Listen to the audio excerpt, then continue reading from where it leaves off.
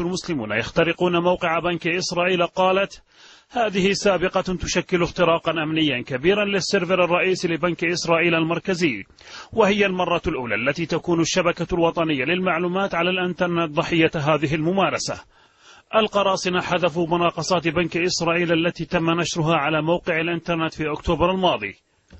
الناطق باسم بنك إسرائيل يوسي سعدون قال بأن الضرر يجري التعامل معه، داعيا الجمهور الإسرائيلي عدم القلق من مصير أموالهم.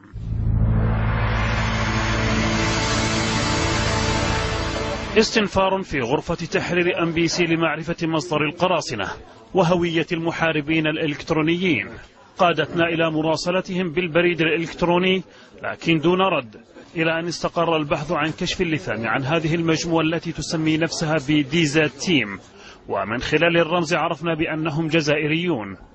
صحيفة الخبر الجزائرية قالت إن القراصنة الجزائريون استطاعوا اختراق حوالي 950 موقعا في الخارج، منها 10 مواقع إسرائيلية، ومن بينها أيضا موقع يساند زعيم حزب الليكود بنيامين نتنياهو. أما ما خلفه القراصنة على موقع بنك إسرائيل أيضا هو هذه الرسالة التي نشرتها صحيفة يدعوت أحرنوت.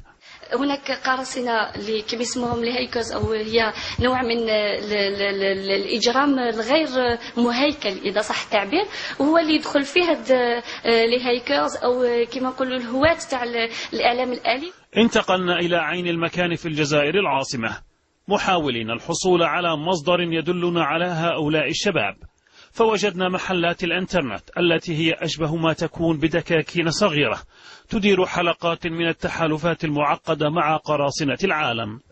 ترونشون هو برنامج يتم فيه قرصنة الحواسيب الأخرى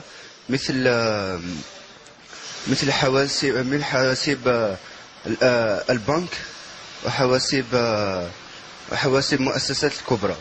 قراصنة يسيحون في أرض بلا أسوار، سلاحهم كمبيوتر وإنترنت، وصواريخهم قد تكون أبلغ وأنكى من صواريخ غزة.